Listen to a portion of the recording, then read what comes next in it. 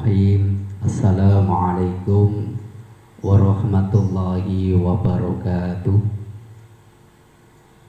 Alhamdulillahi rabbil alamin. Wassalatu wassalamu ala asrofil anbiya'i wal mursalin Sayyidina wa maulana Muhammadin wa ala alihi wa sahbihi ajma'in. Qala musannifu rahimahumullah wa nafa'ana bihi wa bi ulumihi wa bi barakatihi wa asrarihi fid darini amin ya rabbal alamin. Ma'asyiral muslimin rahimahumullah, saudara-saudaraku sekalian, alhamdulillah kita bersyukur kehadirat Allah Subhanahu wa ta'ala atas segala nikmat dan rahmatnya yang pada saat ini kita rasakan bersama. Kita masih dikasih umur panjang oleh Allah Subhanahu wa ta'ala dengan keadaan sehat walafiat. Lebih-lebih pada kali ini nikmat dan rahmatnya senantiasa disertai dengan hidayahnya sehingga kita bisa ngaji bareng bersama saya. Mudah-mudahan apa yang kita lakukan tentunya dengan niat yang baik. Mudah-mudahan amalan pada kali ini ditulis oleh Allah Subhanahu wa ta'ala menjadi amalan yang baik, amalan yang diterima oleh Allah, sekaligus amalan yang menjadi sebabnya ridhanipun Allah Subhanahu wa ta'ala. Amin ya rabbal alamin.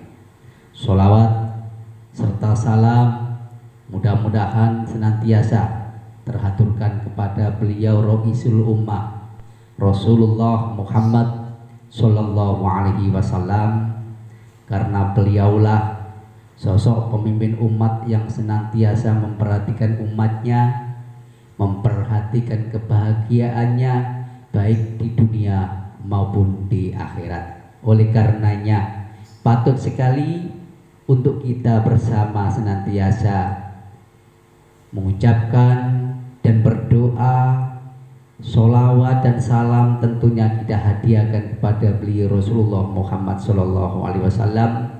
Rasulullah pernah bersabda di dalam salah satu hadis, yuhsyarul mar'u ma'amman ahabba ilai. Orang itu nantinya akan digiring dan dikumpulkan bersama-sama orang yang dicintainya. Oleh karena itu mudah-mudahan kita sekalian menjadi umat yang mencintai dan dicintai oleh Rasulullah Muhammad Sallallahu alaihi wasallam. Allahumma amin ya rabbal alamin. Saudara-saudara sekalian, pada kali ini mari kita ngaji bersama saya tentang sholat. Sebelum kita mengaji dan membaca kitab, insya Allah yang saya baca kitab ini nanti adalah kitab Targhib wa Tarhib. Nah, hadis yang mana di sini nanti akan kita bahas bersama, akan kita kaji bareng tentang sholat. Saudara-saudara sekalian, kita tidak asing lagi tentang sholat. Akan tetapi banyak orang yang mendirikan sholat yang kurang pas. Sering kita mengerjakan sholat, tetapi kita hanya mengerjakan sekedar untuk gugur kewajiban pokok sholat. Nah, ini harapan kita bersama, kita semakin lama kita semakin berkurang umur kita. Tambah suwi, tambah tua, ora tambah nom. Nah ini kita pikirkan. Di dalam Al-Quran diterangkan, wa man nu'ammirhu nunakisu fil khalqi afala ta'qilun. Kalau seseorang itu ditambah umur panjang, nunakisu fi umri, umurnya selalu dikurangi. Nah, ini. Oleh karena itu mari kita berpikir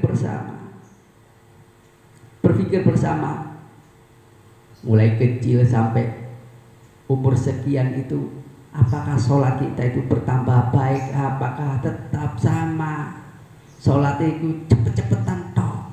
Ini kita pikirkan.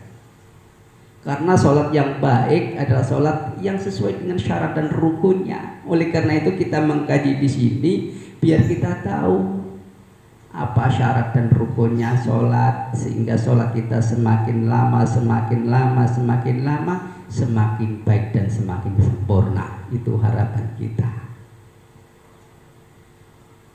Oleh karena itu mari kita awali bacaan kitab kita. Bismillahirrahmanirrahim. At-targhibu fis sholah wa targhibu min tarkiha. Utawi iki iku andemenake ing dalem sholat, wa targhibu lan metekake min tarkiha saking ninggal sholat.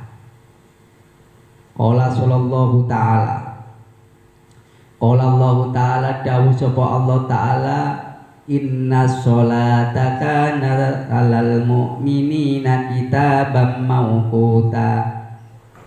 Inna sholata sak temene sholat, kana iku ana apa sholat, 'alal mu'minina ing atase wong-wong mukmin, kitaban iku den fardhoake mauqutan tur den tetepake waktune. Allah dawuh teng ngene Al-Qur'an, sak temene salat iku wajib kanggo wong mukmin kabeh tur wis ditentokno waktune dhewe-dhewe, sudah ditentukan waktunya masing-masing. Wa qala ta'ala, lan dawuh sapa Allah ta'ala, wa aqimus sholata wa atuz zakata warka'u ma'ar rakiin. Wa aqimu lan padha jenengake salat sira kabeh, jeneng nuwa sira kabeh as-sholata ing salat. Wa atu lan padha meweho sira kabeh az-zakata ing zakat. Warka'u lan padha salat sira kabeh ma'ar rakiin ing dalem sertane wong kang padha salat kabeh. Gusti Allah dawuh, dirikanlah sholat dan bayarlah zakat, serta sholatlah kalian bersama orang-orang yang sholat. Artinya kita diperintah oleh Allah untuk mendirikan sholat. Kalau sudah mendirikan sholat, jangan lupa bayar zakat. Bayar zakat. Ini kedua-duanya, karena sholat itu adalah apa? Ibadah yang hubungannya antara hamba dan Allah Subhanahu wa ta'ala. Sedangkan zakat pada hakikatnya adalah ibadah yang berhubungan antar manusia. Warka'u ma'arrokin, kita sholat, diperintahkan warka'u ma'arrokin, kita sholat. Sholatlah kalian, rukuklah kalian bersama orang-orang yang rukuk. Artinya kita dirikan sholat dengan berjamaah ma'arrokiin, bersama-sama orang yang rukuk, artinya orang-orang yang sholat berjamaah. Karena jamaah itu lebih sempurna, lebih baik dan lebih afdal dibanding sholat sendirian. Saudara-saudara kalian, kita lanjutkan. Allah berfirman, inna sholata tanha 'anil fahsya'i wal munkar. Inna sholata satamni sholatan haiku iso nyegah apa sholat, anil faksha saking piro-piro laku kang ala, wal mungkar lan perkara kang mungkar. Sholat itu bisa menahan dirinya dari perbuatan keji dan mungkar. Artinya kalau sholat kita sempurna, sholat kita baik, maka kita bisa terhindar dari perbuatan keji dan mungkar. Artinya kita insya Allah tidak akan melakukan hal-hal yang keji dan hal-hal yang mungkar. Saudara-saudara sekalian, ini ditentukan, ya, dilanjutkan dengan hadisipun Rasulullah Shallallahu Alaihi Wasallam. Kanjeng Nabi nate matur, as-sholatu imaduddin, utawi salat iku dadi jagai agama. Faman tarokaha mongko utawi sapane wong kang iku ninggal sapa wong ing salat, faqad hadamatin mongko temen-temen ngrubuhna sapa wong ing salat. Mongko temen-temen ngrubuhna sapa wong ad-dina ing agama. Kanjeng Nabi matur, salat iku dadi jagai agama. Salat itu menjadi tiang agama, dan barang siapa yang mendirikan salat berarti ia mendirikan agama. Sebaliknya, kalau orang itu meninggalkan salatnya berarti ia merobohkan agama. Kelihatan, kita bisa menilai diri kita. Jadi orang yang mendirikan agama atau jadi orang yang merobohkan agama, itu terlihat daripada sholat kita masing-masing. Bahkan sholat itu adalah merupakan miftahul jannah. Rasulullah nanti ketika ngeten, qala sallallahu alaihi wasallam, miftahul jannah utawi kuncine swarga as-sholatu iku sholat. Jadi sholat itu merupakan kuncinya surga. Kita tidak bisa masuk surga kalau kita tidak punya kuncinya. Adapun kuncinya surga adalah as-sholat, sholat. Wa qala sallallahu alaihi wasallam, Kanjeng Nabi matur, inna awwalu ma yungdaru fihi, inna awaluma setuhune kawitane barang, yungdaru kang den tingali fihi ing dalem min amalil abdi, bayane ngamali kawula yaumal kiamati ing dalem dina kiamat, as-sholatu iku sholat. Rasulullah ngendika,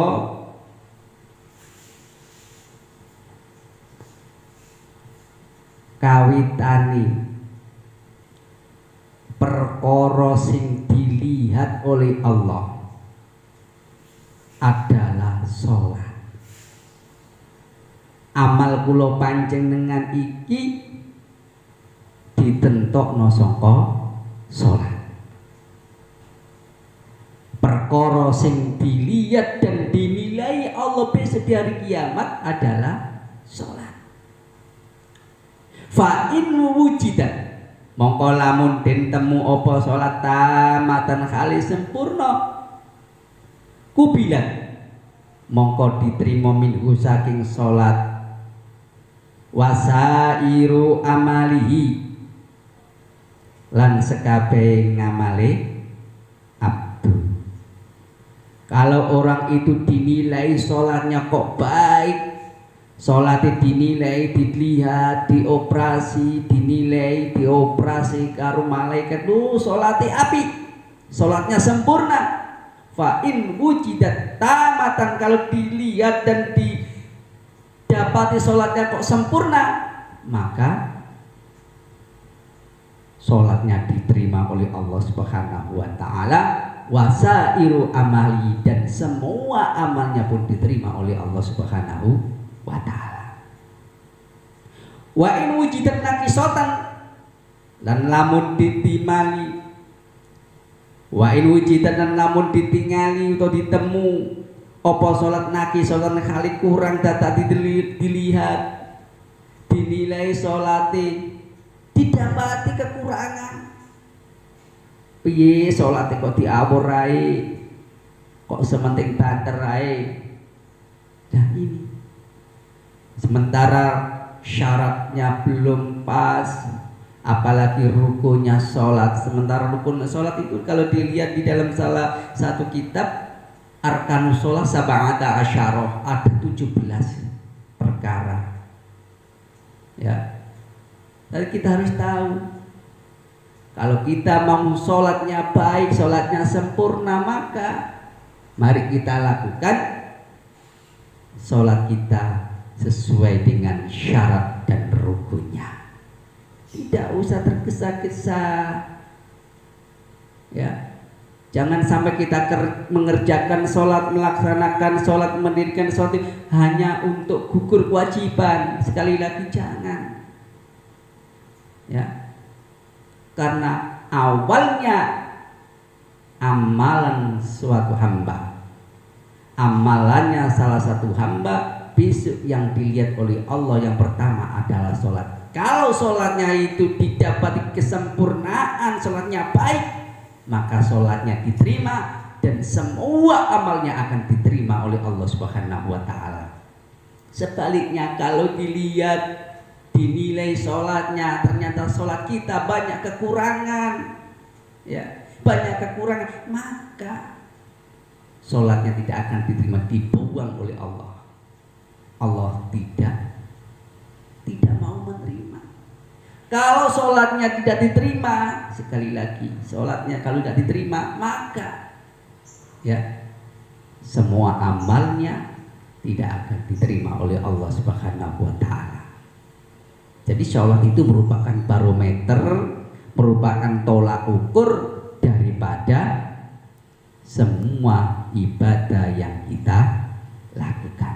Oleh karena itu, mari kita belajar sholat yang baik, karena kita tahu bahwasanya sholat merupakan barometer atau merupakan tolak ukur daripada ibadah kita seluruhnya. Saudara-saudara sekalian yang saya muliakan, wa qala sallallahu alaihi wasallam, Rasulullah nanti ketika akhir lagi, man hafadhu ala sholati akramahullah bi khamsi khisalin. Man hafadhu te sapane wong kang iku ngreksa, sapane wong kang iku njaga sholate, akramahu mongko Allah mulyaake bi khamsi khisalin, kelawan 5 pira-pira perkara. Barang siapa yang menjaga sholatnya, sholatnya ojo sampai gotang, sholatnya ojo sampai kurang, disempurnakan. Barang siapa yang menjaga sholatnya, maka Allah akan memberikan 5 kemuliaan. Yurfa'u anhu dzikrul ais. Yang pertama adalah Allah akan menghilangkan dzikrul ais, kerupekan kehidupan. Allah akan menghilangkan kesusahan dalam kehidupan, rupek sempit hidupnya, rezekinya. Wa adzabul qabri, dan Allah yang kedua akan menghilangkan siksa kubur. Kalau orang itu ahli sholat, sholatnya disempurnakan, insya Allah di sini kata Rasulullah Muhammad SAW, siksa kubur akan dihilangkan oleh Allah Subhanahu wa ta'ala. Yang nomor 3, wa yu'tihillahu kitabahu biyaminihi, wa yu'tihi lan maringi hu ing man Allah sapa Allah kitabahu ing kitab wong biyaminihi kelawan tangan tengene wong. Yang keempat, orang itu akan diberikan buku catatannya besok dengan diterimanya memakai tangan yang kanan. Luar biasa. Tangan yang kanan yang ia terimakan, ya, karena besok ada yang menerima dengan tangan kiri, bahkan membelakangi, ya. Kalau ada orang diberikan buku catatannya itu diterimakan dengan tangan kanannya, insya Allah orang itu akan selamat.